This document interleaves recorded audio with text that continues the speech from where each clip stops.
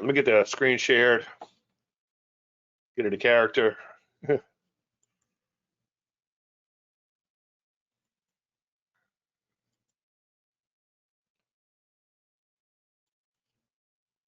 LOP, yeah. I did.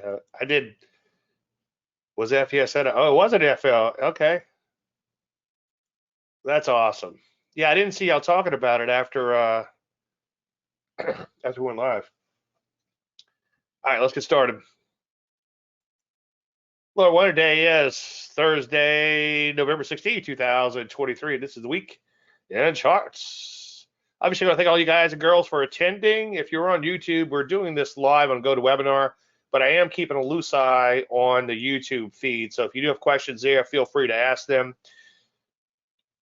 And obviously, I want to thank all you guys for attending tonight, both in GoToWebinar and in YouTube. So what we talk about? Well, it's kind of going to be like a same as it ever was type of show. Obviously, current market conditions, your questions on trading, your favorite stock, and crypto picks.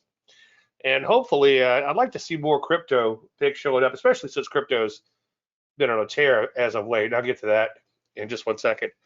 So we're going to focus on charts in a chart show, part two.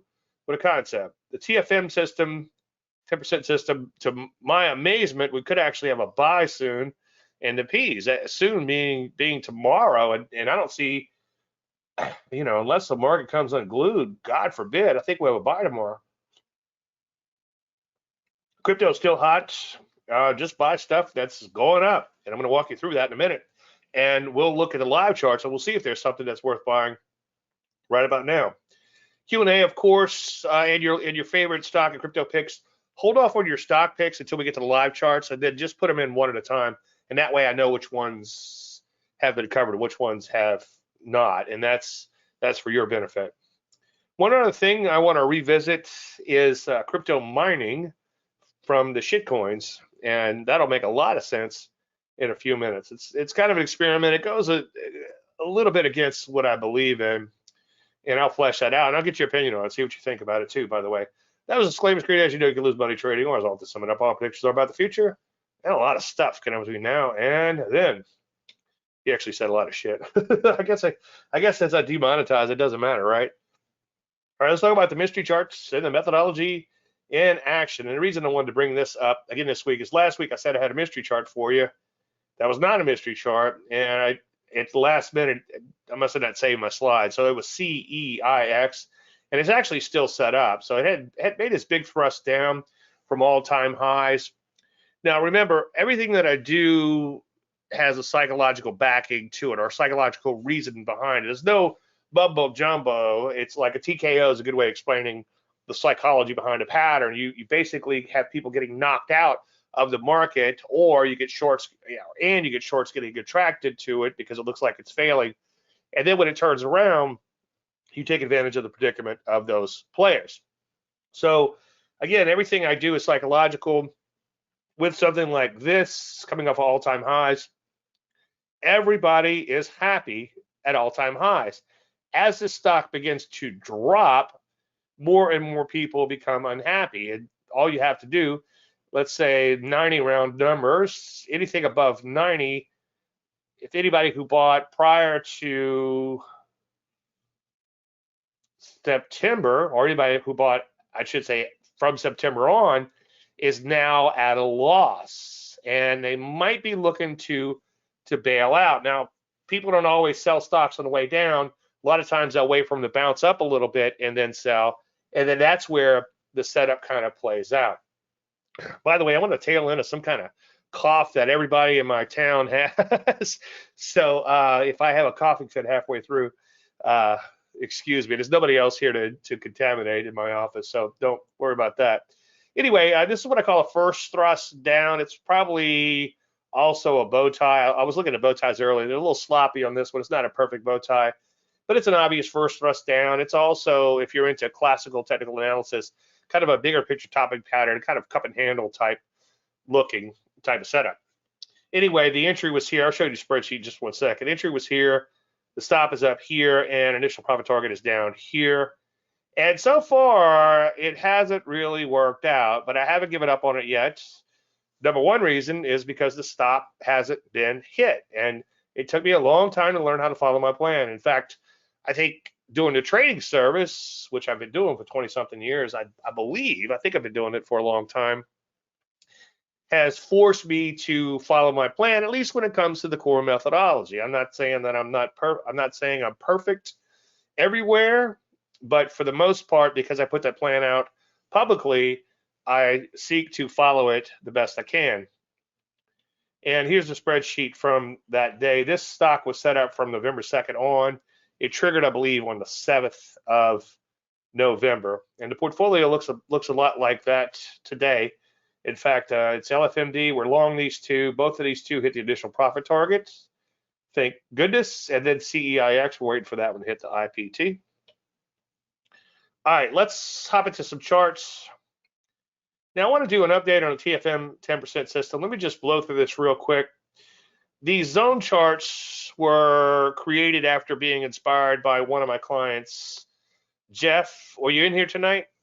And Jeff pointed out that once a market drops 5% or more away from that 50-week closing high, it tends to be in trouble. And you might want to think about getting out of the way. Now, like I said in the final bar yesterday with Dave Keller, you might get a little more whipsaw if you're getting out at 5%, or a lot more whipsaw, but it's always a trade-off. We've got a guy in the Facebook group, and he looks at hourly charts, and he'll look at like an hourly bow tie and things like that, and he'll get out of the market when those hourly signals start triggering. Now, he's going to be the first guy out of the market, but he's also going to get a lot of whipsaw. So he might have to get back in, but he seems to be okay with that. But anyway, this is based on a 50-week closing high and a 50-week simple moving average. It really can't get much more simpler. But anyway, as Jeff pointed out, when you're 5% or more away from that 50-week closing high, the market is generally in pretty good shape. And we can look at some longer term charts if time allows and kind of flesh that out a little bit. But that's what I would call the good zone. Once I put these zone charts on here, it becomes really easy to see, obviously. So we're within 5%, when you're in green, I should say, you're within 5% of the 50-week closing high. And then caution would be more than 5%, 5% or more away from that 50-week closing high. And then, of course, the no bueno would be once you're 10% or more away from that 50-week closing high. And that's where bad things tend to happen. Sometimes markets can drop as much as 50% or more, even 80% if you go all the way back to the recession, not the recession, depression in the 20s. So it's kind of scary stuff. Pick your favorite momentum indicator or moving average or whatever you want to use. But when you start seeing that momentum deteriorate, or even the net price movement, like we're using here, 10% away from that 50-week closing high, the market tends to be in trouble, and bad things tend to happen. Not all the time, but sometimes. And I'll have the spreadsheet. I'll just throw it up for a second. I don't want to bore you, but I'll throw it up. And if you guys want to take a screenshot or whatever, that's obviously perfectly okay. So we're now going off of this 50-week closing high. So this market went down for nearly a year, and it finally began to rally. It made a 50-week closing high, and as you know, it sold off. Now, somebody texted me, and I think I mentioned this last week. I just want to mention it again because I think it's worth mentioning, especially since it looks like we're going to get a whipsaw signal. But somebody said, Dave, it looks like we'll get a sell signal. Should I wait to see if it follows through to the downside? And that was right around this sell signal here. And my answer was no, because 1987 comes to mind. In 1987, the market triggered a TFM 10% sell signal on a Friday, and on a Monday it crashed. So it crashed over the weekend. So there was a part of me that was thinking, okay, Dave, don't get out of the way. And by the way, individual stock positions, if you go in and watch last week's show, you'll see that we do see each position to its fruition, meaning that we have a stop in place, and even if the market begins to tank, we're not going to exit until and unless that stop is hit. Excuse me. I told you. Hang in there, Dave. You can do it. Anyway, so I explained this to him and said that you have to take all signals seriously, and that's almost line from line from Greg Morris, because you never know which one's going to be the big one, Elizabeth implied. Now, what's interesting is we could, like I said, we could get a sell signal. Now, let me just show you, I'm sorry, a buy signal. Now, let's just take a look at the recent sell, and then I'll show you the buy that will probably trigger tomorrow unless the whole world comes apart. And by the way, if the whole world does come apart, even though it's still technically, there's a 99% chance that it'll still be a valid signal, I would not take it if we have like a meltdown tomorrow, because I would wait for upside follow through. Now, it's kind of just the same, just the opposite, I should say, on the short side. On the long side, you could wait for a little bit more confirmation. That's why I put in a whipsaw filter of the 2 bars of upside Landry light, meaning that you need 2 lows greater than 50-week simple moving average. So last week, obviously, we had bar 1. And this week, so far, so good, we now have bar 2. And I can't imagine that this thing would go all the way back down and get below or even touch the 50-week simple moving average. But yeah, you know what? Anything could happen in the markets. And the longer I've been doing this, the more I believe that. So you can see we have bar 1, bar 2. So going into tomorrow, we're actually going to have a buy. So this has turned into the mother of all whipsaw signals. But I'm not too upset about it, because like Greg says, you have to take all signals seriously, number one. And number two, as he also says, whipsaws are frustrating, bear markets are devastating. You can survive frustration. Now, personally, and this is where I have to believe in what I see and not in what I believe, and this is why a system like this is a good thing. I think I grabbed the wrong jacket. Do I look like I'm in a big man suit? Anyway, I lost my train of thought. But anyway, we could have a signal tomorrow, and I might be a little less excited to take it just because of what's going on in the markets, not what's going on in the world. The best time for a bull market is when everything is coming unglued, okay? Your best bull markets are going to be when there's wars and all kinds of crazy stuff happening, pandemics, and all, you know, you get a bull market coming out of the pandemic and the market goes straight up. So that's when typically you have your best bull markets, when the news is just absolutely horrible.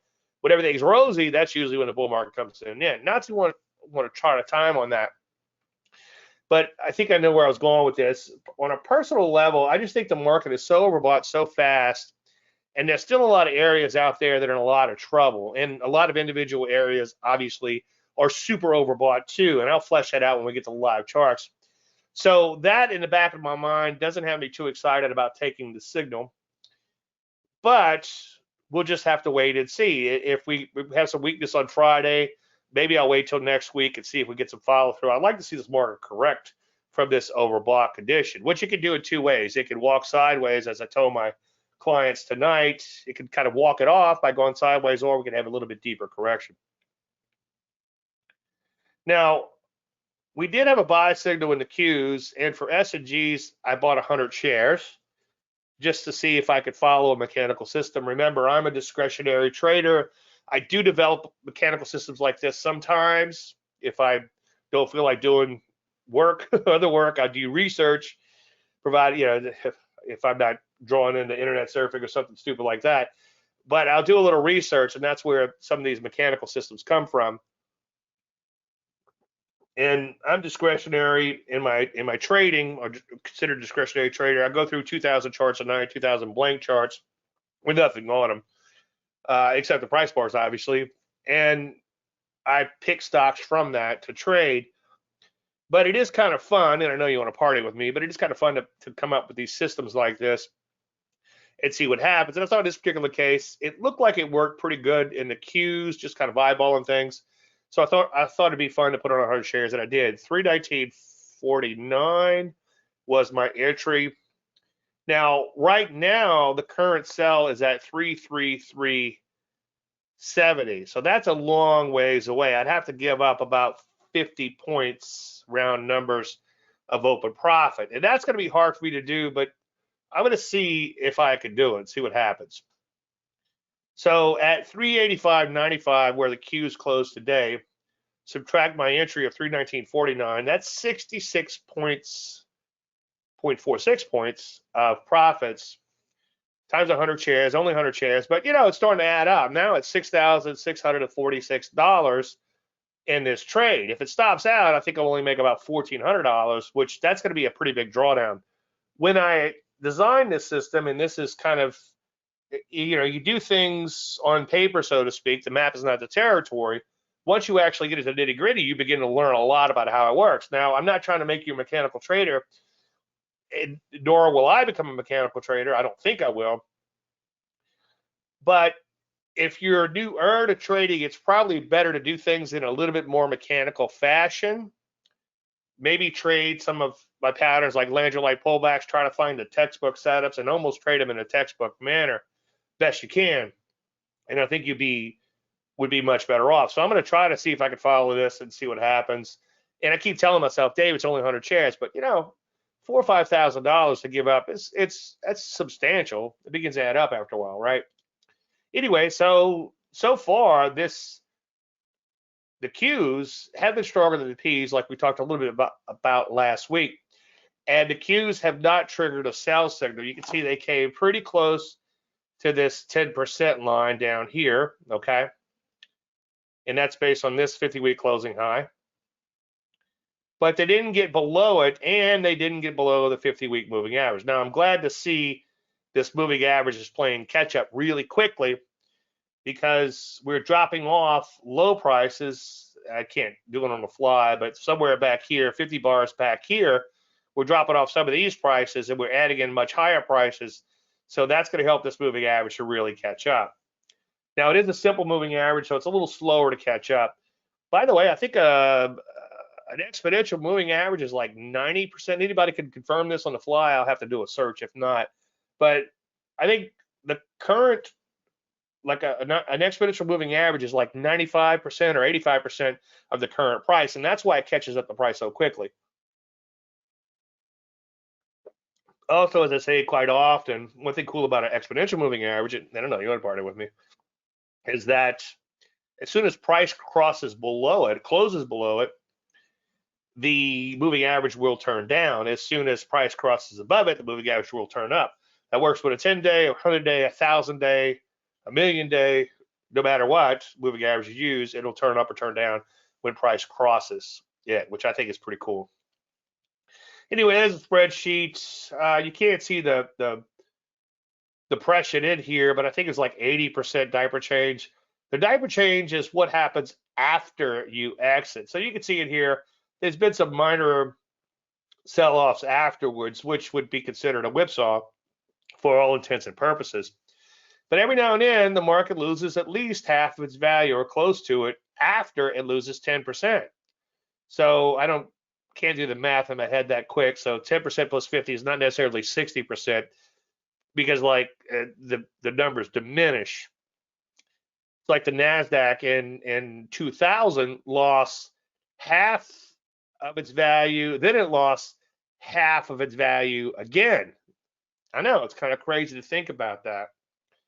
But you can see it here if you look at some of these numbers, lots of 20s, a few 30s, some 40s, some 50s, and I think 180 or something like that. So that was the whole, by the way, designer's intent. Whenever you're looking at somebody else's stuff, before you think about doing it yourself, make sure you wrap your head completely around his or her thought process to make sure you understand what they're doing. So this system was basically made to get you out of trouble, to get you out of way. He who fights and runs away lives to fight another day. That's an old hedge fund adage. At least the guy I work with for 14 years said it every day, every time we get stopped on something. Anyway, this tweet said that since 1982, 60% of the signals were followed by a drop of 10% or more. Well, this system doesn't look like we're going to have that 10% or more loss from the last sell signal. So because we're going to have a buy signal so quickly. But there's a 60% chance, and I went back all the way to the early 1900s, or at least 1920 something, or 1918. I forget when, but as far back as the date will go. And what he's saying is true, or holds true, I should say. It's like 58% or 59%, it's something somewhere in there, close, approximately 60%. 10% loss and a 50% loss is 55%. Okay, gotcha. Good point. Yeah, so this is why I did the diaper change like I did it. And by the way, I stole that term from Ian McActivey. God rest his soul. He was an awesome guy. Often joke, he was my canary in the coal mine. I don't smoke cigarettes, but he smoked cigarettes, and he didn't drink a lot of beer, but he drank beer and he ate. He liked to eat. And he was kind of my canary in the coal mine. And God, when he went, it's like, man, I better get to the gym, back off the beer or something. Jeez. Anyway, so that's where I got the term diaper change. He used to give these wonderful presentations, and that was one of the terms he would talk about. All right. Last week, just want to show you real quick. We talked about the VIX, and the VIX only matters when it matters. When it gets really stretched to the downside, the market tends to correct or sell off. And when it gets really stretched to the upside, the market tends to rally, because everybody kind of gets in panic mode, and then the market begins to rally. And the VIX is boy, I don't want to go down this rabbit hole, but it's a 30-day hypothetical at the money OEX 100 options, puts and calls. And a lot of people don't understand that it's both puts and calls. And if you know a little bit about options, it's put call parity, so they probably could use one option or the other. But anyway, the measurement of the implied volatility, what the options market is implying, is telling. And if the options market is very low, it suggests that stocks, that people have become complacent. And if it's very high, it suggests people are panicked. And it only matters when it matters. And sometimes it just doesn't work. So we might have a situation here where we got stretched away from the moving average. We're about 25% or more away from the moving average. And we really didn't see a whole lot of correction. The market actually began to take off. And we're not really that stretched anymore because the moving average has come down to meet price. As I say quite often when I talk about the VIX doesn't work on fixed levels. And I think I said this last week. But years and years ago, long before I met Larry, he had a system, Larry Connors. He had a system that was based on the VIX being above or below 15, I believe. And I don't know how long that worked in back testing, but if you've ever built systems, a lot of times they don't work in real time, you'll find out. Unless you go with something super simple that's kind of mediocre. I much would rather a simple mediocre system, which the TFM 10% system is kind of a mediocre system, doesn't set the world on fire. But guess what? If you have a system that sets the world on fire, you have, congratulations, you have completely curve fit your system to the prior data. And your new data, it will look nothing a lot like that. You'll learn a lot in system testing. I was hired by a hedge fund to work with another hedge fund to do the technical analysis. And the guy thought he had this great system. And if the moving averages turned up, you would buy. If the moving averages turned down, you would sell. It was a little more complicated than that. But that was a big part of the system. And I discovered fairly early on, I kind of worked myself out of a job with this. I've done that several times in my career, and it's just the way I am. And I guess I could sleep at night because of it. But I kind of would, like, somebody else wanted to hire me to work with them so they could do options on the S&P, to where if the S&P went up, you'd make money, and if it went down, you wouldn't lose any money. And it didn't take me long to realize that the system wouldn't work, and evidently they must have found somebody else to do it. And I don't know how long they stayed in business, but they did go out of business. And I worked myself out of a job way too quickly. I probably should have said, yeah, I think it has some merit. Pay me another few years and we'll figure it out. But anyway, my whole point there was just be careful when you're developing systems. But you can see the mean, the moving average. This is a 10-day simple. It's coming down to meet with price. So we've almost normalized on the VIX, which is a bit of a bummer because I was really hoping to catch a huge intraday rout in the market. And truth be told, I've kind of violated my rules a little bit. I've been kind of fighting this trend a little bit intraday, thinking we're going to get that correction. So far, that correction hasn't come. So probably should have sat on my hands last few days and waited for a bona fide route lower. So lesson learned in this business, you learn a lot of lessons and you have to relearn them every now and then. All right, let's shift gears and talk about crypto. Now, a few years back, being the nerd I am, I looked into crypto mining. I was going to throw a few of these things in the garage for S&Gs, and the more I learned about it, the less I realized it's something I wanted to do. They are really noisy and they throw off a lot of heat, and so your cooling bill is going to go through the roof trying to cool these things. There's actually, they've invented like they use like it's not mineral oil, but it's like a mineral oil, like a high-end mineral oil. And some of these things, they actually soak them. They're actually submerged in the mineral oil to cool them, and they cool the mineral oil with all kinds of crazy coolers and all. So incredibly capitally intensive. And these things, I think I just grabbed this picture off eBay. And this particular one, I think, was like $69 for this miner. It's like, okay, well that'd be fun to play with, right? Well, if you plug that thing in, it's going to cost you $3 a day in electricity, okay? And it's not going to make anything. So by the time you might make a little bit over time, but you're guaranteed to lose $3, and that's like at 13 cents a kilowatt hour. And it gets worse if your electricity costs are worse. And then you got to factor in it's going to throw off some heat, like it's like having a little heater running. But anyway, it's not feasible for a small hobbyist to mine Bitcoin, okay? Now, one thing I did notice, it might be somewhat feasible for these people that mine the altcoins, but somewhat's a keyword in that sense because it's probably become very competitive.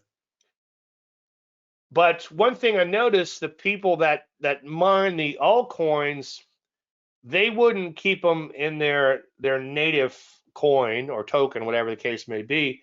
They would convert those to Bitcoin to get paid. They get paid in Bitcoin. So one thing I was thinking about last year or 2 years ago, whenever I did this experiment, was instead of going through the trouble of trying to mine them, stay in my wheelhouse. And are the slides turning? Looks like slides aren't turning. You'll see the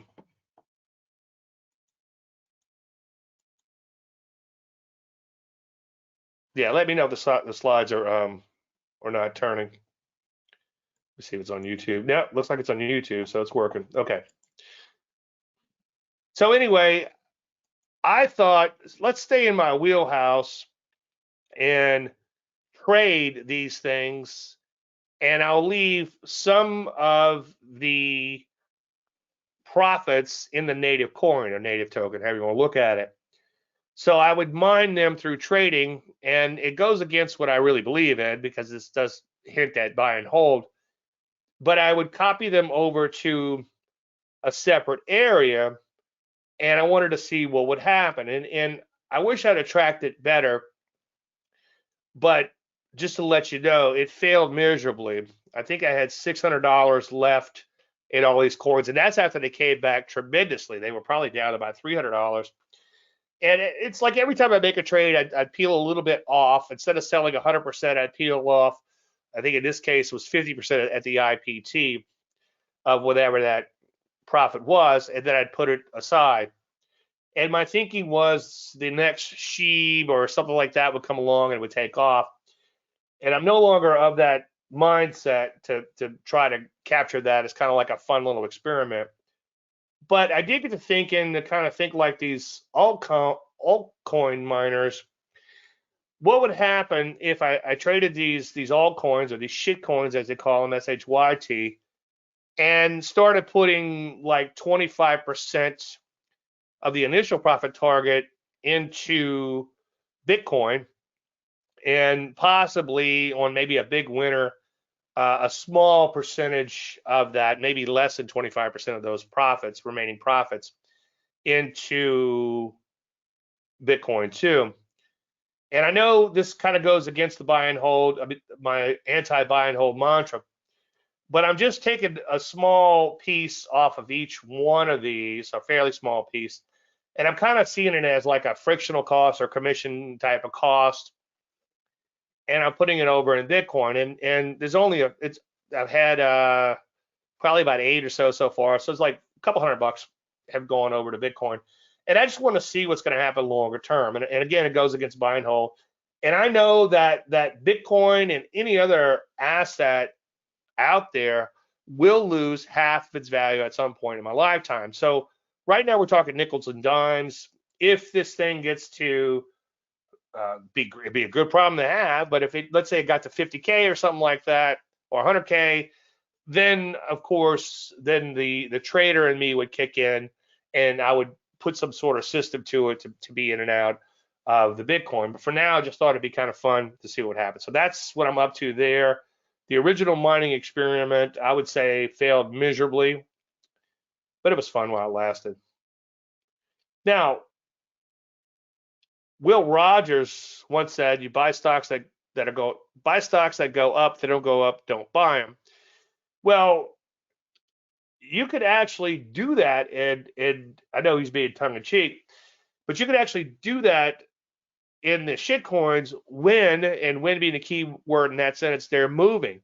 And right now is one of those times. Now, don't bet the farm. I'm going to show you a bunch of examples here of recent trades, and I'm only putting like $1,000 max into each one of these trades. I don't have my life savings and all this stuff. It's just a small amount that I'm playing around with.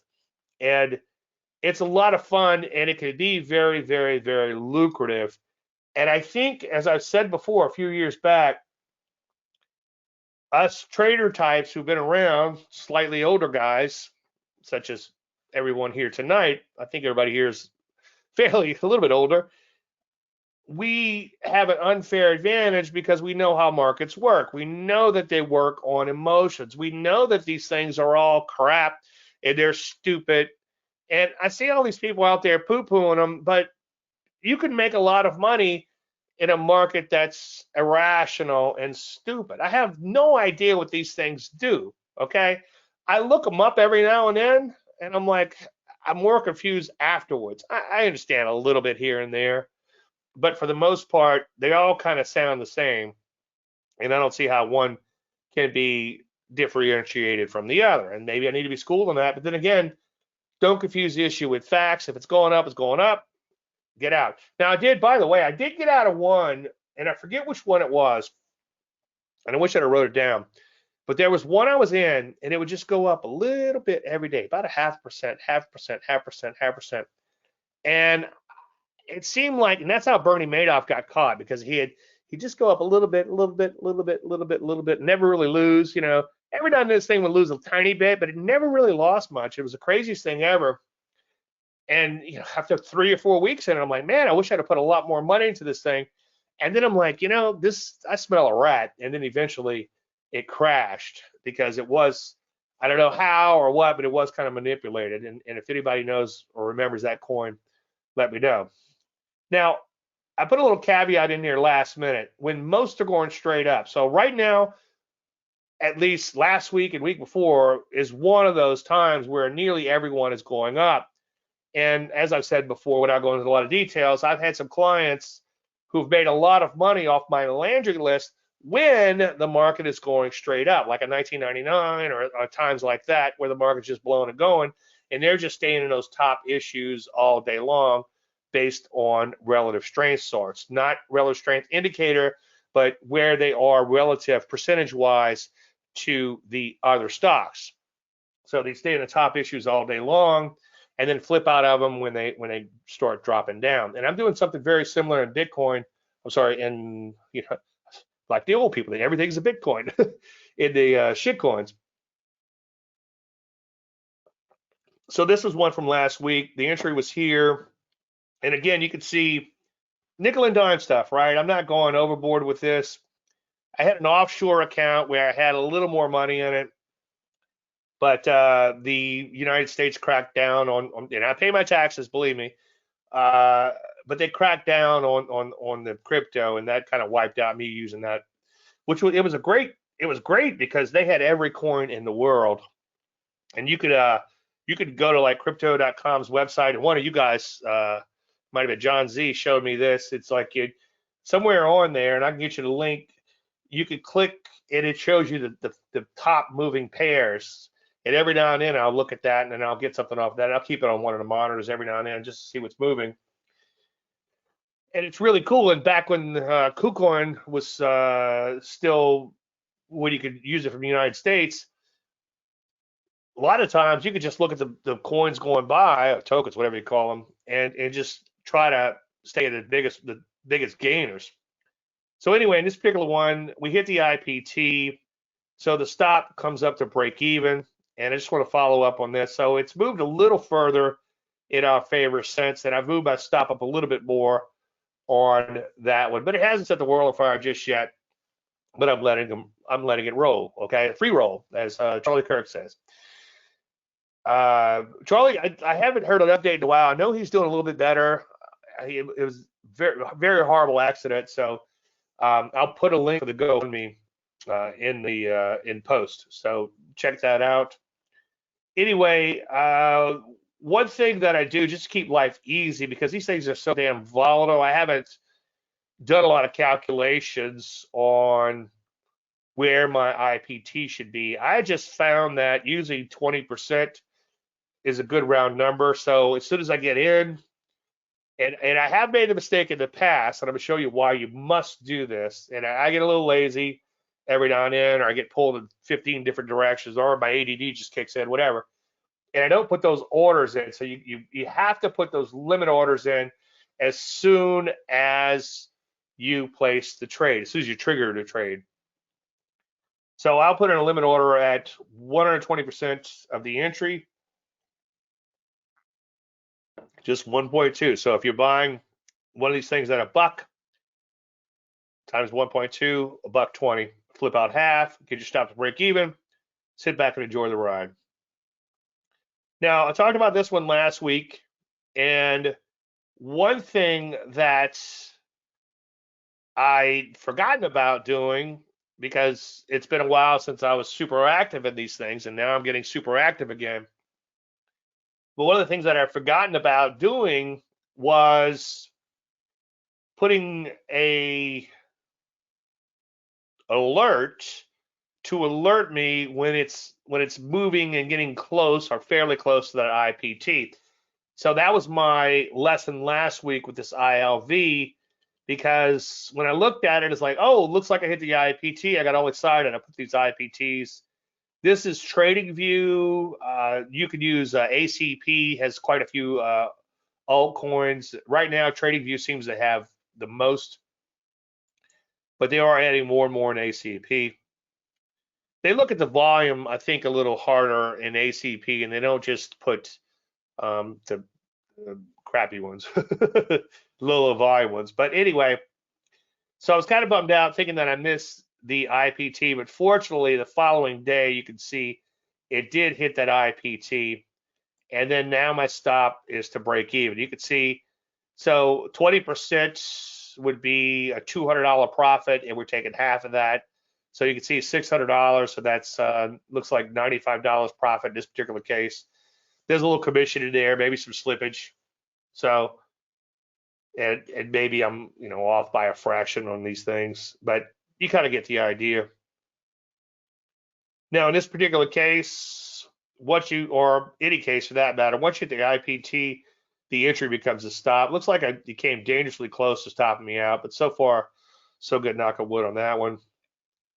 Now here's a new one, and it hit the IPT last week, and all I'm doing, and I'm going to do an RS sort here or percent change sort and show you in a few minutes, and we'll see if we can find any live.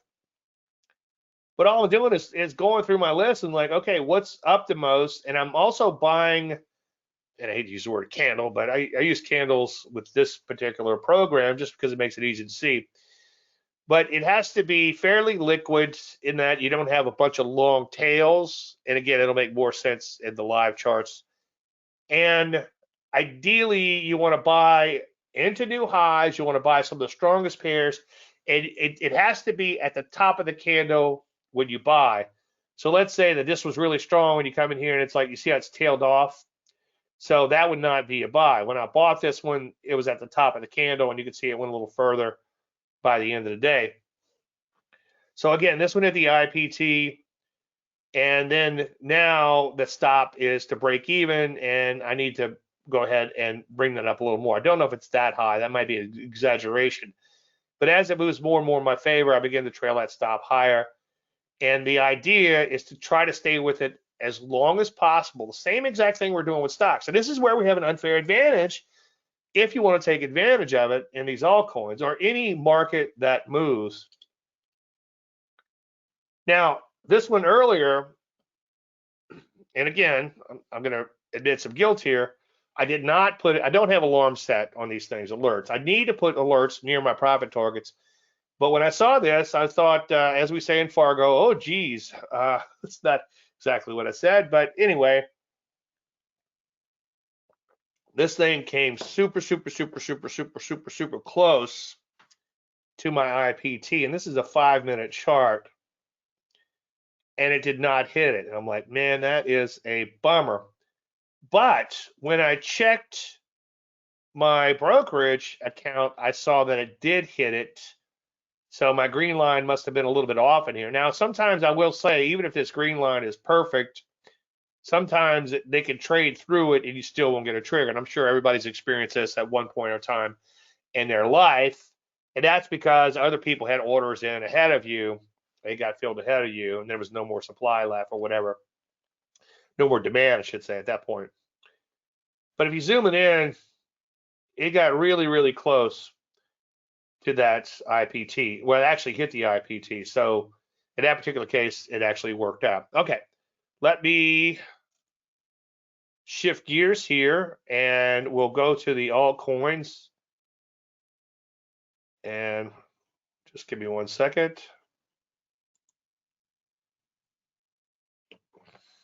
Now, if you guys want to talk about, in fact, you could any individual stocks, and I'll check YouTube first chance. We can bring up any individual stocks now, or if you want to bring up some altcoins. All right, here we go. Okay, so the ones in red, I'm long. The ones in blue, I was considering recently, and the ones in green, I have free rolled on. So here's that AXL. Wow, look at that spike. That's crazy. So this thing spiked even more. Here's flow. And you can see that's, I don't know where my stop is now, but it should be a lot higher than it is. This is ILV. And this one probably like right here. I think I have the actual trade in the slide. So if you rewind, you can check that out. Here's Rune. Every time I trade this, I'm like, I hope it doesn't ruin my account. Sound like a friend of mine. I have a friend that sounds like cross-breed Ross Perot and a redneck. David, why y'all make fun of me? Anyway, you can see that we hit the IPT and then we'll trail the stop higher, and we'll see how long we can ride out this trend. This one has gone straight up. And my entry was way down here, okay? So again, I buy at the top of the candle, and I'm looking at the strongest pairs. Now, once the market settles down, and once all this crypto begins to correct, then we're going to go back I say we, and I guess you too, will go back to the core methodology and we'll look for something like Landry, like pullbacks or something like that. Okay. So again, there's Tia. That's been on a pretty good run. This is one of my biggest ones. I don't have a big position here, unfortunately. And then here's some ones in blue that I've been flagging lately. And you can see some of these are becoming more of normal type of core methodology pullbacks, okay? Which is fine. And longer term, that's a probably a more viable way to trade. But when these things are going straight up, you could just buy them as they're going straight up. Now, don't bet the farm again. And there's been a few times in my short shitcoin trading career where I've parlayed so much money so fast where it does kind of get to my head to where it becomes real money after a while. It's kind of like the 100 shares of the Qs. Who gives a shit, right? Well, now it's $6,000 that I'm at watch evaporate, or at least 4,500 of that as it goes down to the stop. Should that occur, that's going to be a pretty hard thing to do. But, maybe a year from now, I'll be up 100 points and all that stress won't matter. All right, so anyway, so these were some that I was thinking about. So all I'm doing here again, yeah, keep the questions coming. We'll get to all that. I'll be happy to. Excuse me. This one looks pretty good, by the way. Zen, maybe an entry above this high, and you can probably stop out down around a 30 EMA. And what would the profit target be? Well, 120% of your entry. So I just did a sort. Now, I don't know when they roll these things, which makes it kind of problematic if you're doing it. It doesn't really work for the weekend charts. So this one looks like it could be a little thin because you see these tails in here. That's kind of my first telltale sign. So you could actually look at the depth of the market before you trade. I actually can't pull up an option trade chain easily. We'll see. We'll see about that, John. But yeah, let me see if I could go with another screen, maybe. The problem is you're not going to get. The problem is you're not going to get a clean. I have it ready to go over there, so maybe I could do that. You're not going to get a clean quote after hours, but I'll take a look at it. We'll see. So you can see this one. It does have a lot of tails in it, so it might be thin. Let's see what else is happening. See, like this. This looks pretty good, okay? Now, here's where it's scary AF, all right? You're buying this thing up in this stratosphere, okay? But it's going up. It looks pretty good. So this would actually be a buy. Ideally, you want to catch these things going back a little further. But that would be a buy for me right around these new highs. It's at the top of its candle. So that one might be worth a shot. So let me just put that on my list.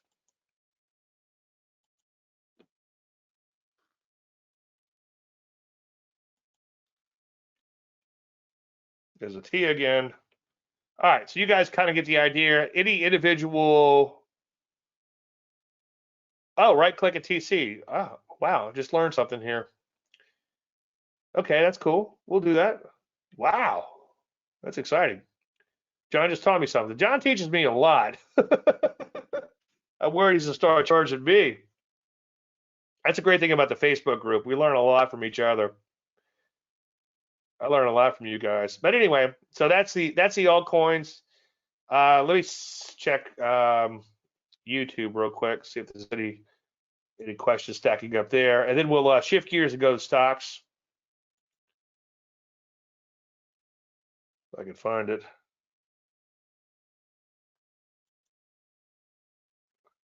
Oh, here we go. Nope, no questions. Okay.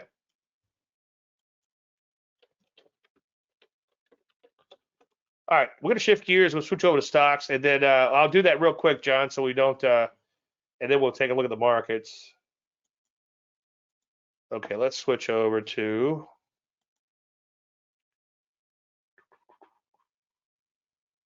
TC. So here's a portfolio: CEIX, KNF. KNF we got in back here on this first deep retracement. Nice little IPO. Let me make sure that's actually being shown. And then is everybody seeing the charts? Should be. Yeah, fantastic. And there's LFMD right at these multi-year highs. Okay, CEIX. I got it right there. Okay. Yeah, remember I said it was probably a bow tie. It was a little bit of a sloppy bow tie. So let's look at the option chain. Yeah, I didn't know you could do this. Wow, look at that. All right, let's see. Let's take a look at puts. Okay, I am long some puts on this one, and what I did was, and I'm actually short the stock now. When it started to break down a couple days ago, I actually shorted it outright just to establish a position. But what I did was, I think about the 92.5s, they were a little out of the money, and they're pretty much worthless right now. So that's money pissed away, so to speak. But I was able to get a chip in a chair, so to speak, and the stock has rallied enough to where I would have lost the same amount of money in the stock. And I know it's apples and oranges or whatever. But yeah, I didn't realize these options were thin, but it's okay because you could, I always use limit orders to get in, and I'm counting on these things to, I hate to use the word hope, but hopefully go intrinsic. And once something is intrinsic, the arbitrage alone will let you out, okay? So the stock itself is fairly liquid, $500,000 on average so I wouldn't worry so much. And again, I'm not an options expert, okay? The 14 years I spent in the hedge fund was as an analyst for the market, not for an analyst for the options, although I did chime in every now and then with a good idea on the options. But for the most part, I was the analyst and not the options guy.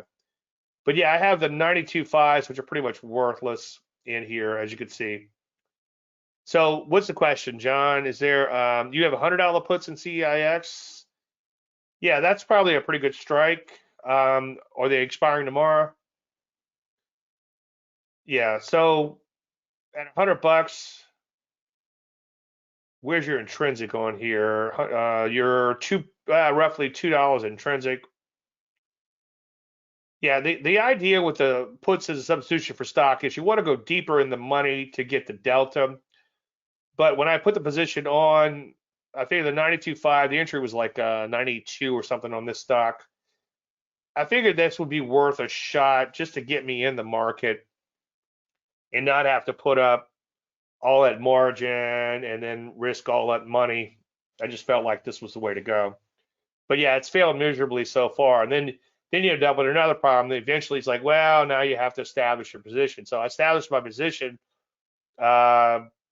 yesterday, I believe, and then so it's at a little bit higher level than the normal entry. So it's probably all a wash. In the end, if the stock works out with the outright, then it was money thrown down the drain, I guess, on this stuff.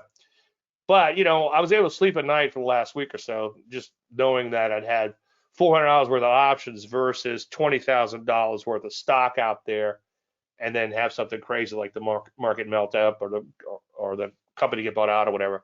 So yeah, I'm not sure I'm answering your questions on those options. You know, maybe we can look at them. If you remind me during the day on Facebook, I'll be happy to pull them up while they're moving, and we can see what's happening. So let's do that. But thanks for the tip on the TC.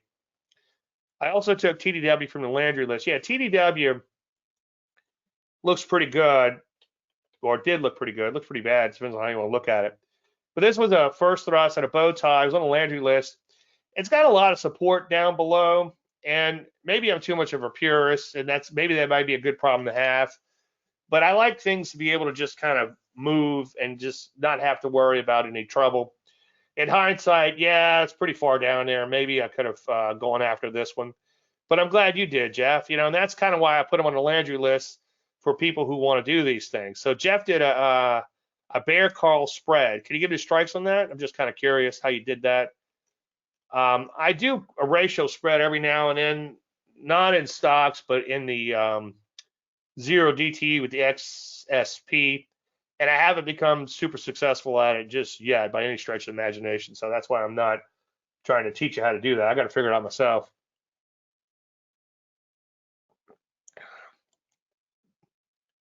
My very first attempt at puts was this, but I pissed away $100.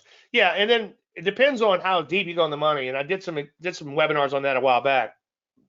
But if you're not that deep in the money, a lot of times you could just flip out at a double. Okay. But yeah, I did buy options on that, and it did fail miserably. So don't feel bad because your first option trade failed miserably. Yeah, so we were talking before we got started, ATGL. This was an IPO. Oh my God.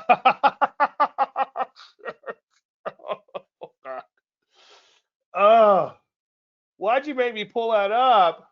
Oh man. Shit. Oh, the market is so perverse. This thing it had its issues, and the buy at B would have been right here. And my buddy John, he got it. Good for you, John. Wow. Wow. You know, and in hindsight, NLOP I think came afterwards. In hindsight, I had some issues with NLOP, and I only went with a couple hundred shares here and there. I think I have 400 shares total. No big deal. Because if this thing took off without me, I would be aggravated. But look at that! Oh my God! Have you taken some partial profits? Obviously on this. Whew. Geez, that's amazing. Boy, 1,000 shares on that. That's $20,000 at least. That's crazy. Jeez. That'll make you a year, right? Good job, man. So John said it was an FES setup. So John liked it. I found the volume was a little low.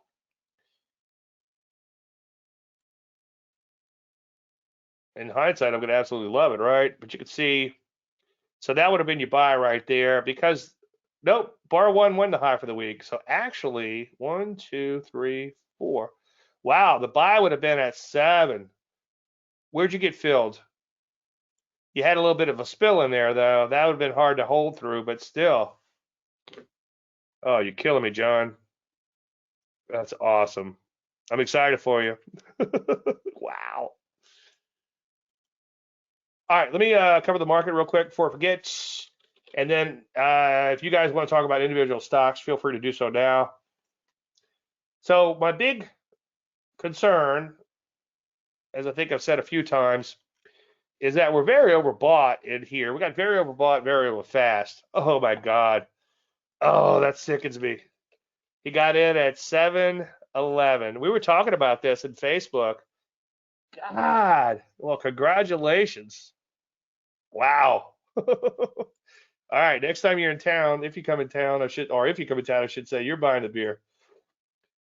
Oh, goodness gracious. Okay, so this thing kind of melted up in here, the S&P 500. That's a pretty impressive run from here to here. What's that? Round numbers, about 10%. Market doesn't go 10% that fast, as you probably know. So it's very overbought. I would become very concerned if we close this gap in here. Let's take a look at the spider. So you got a true gap. We close this gap, I'd be very concerned. Again, to walk off this overbought condition, it would have to kind of hang around these levels and go sideways.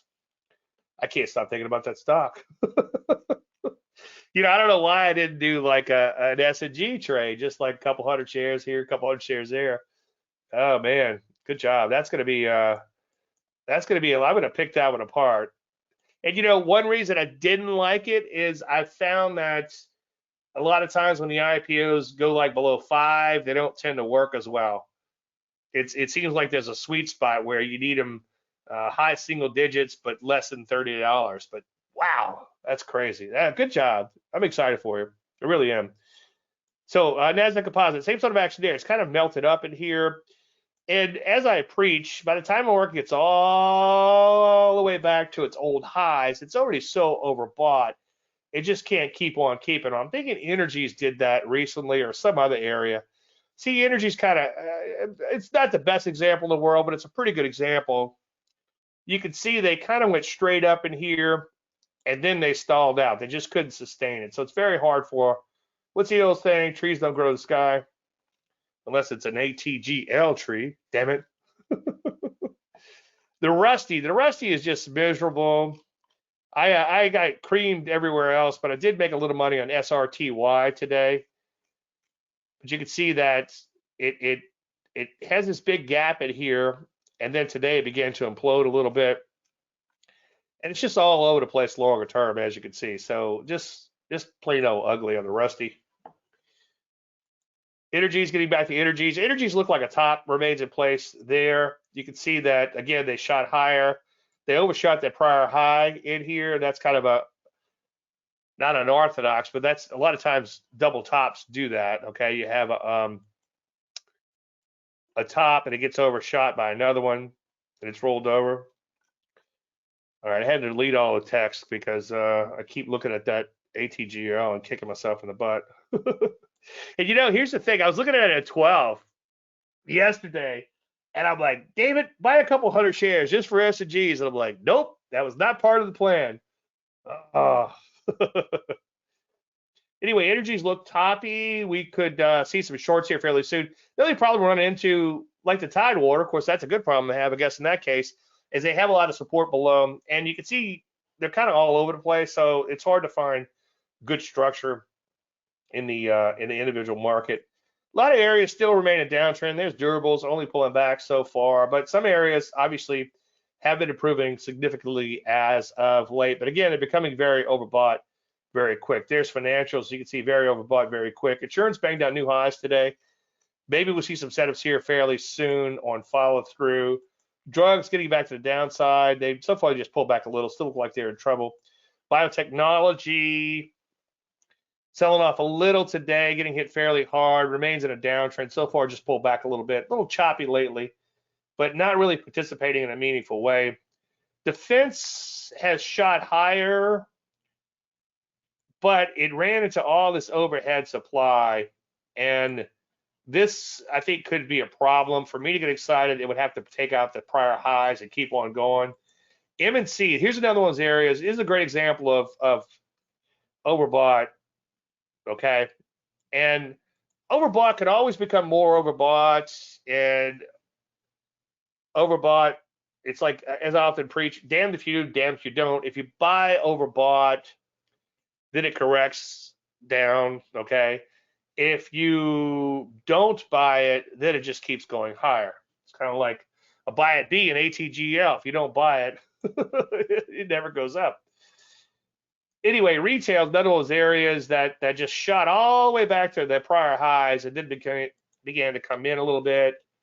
So this is kind of not a harbinger, but kind of like an example of what could happen when you get a super overbought market. It just absolutely imploded today.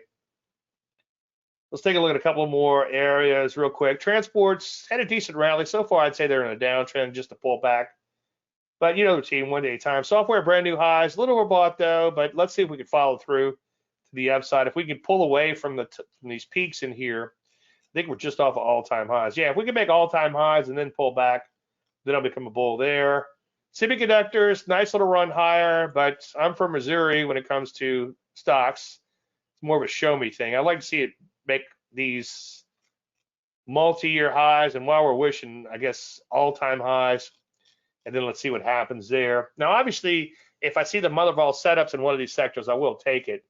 But we're just taking a look at the overall sectors. There's the Qs, as you know. Again, Qs doing pretty good, but very, very, very overbought in here.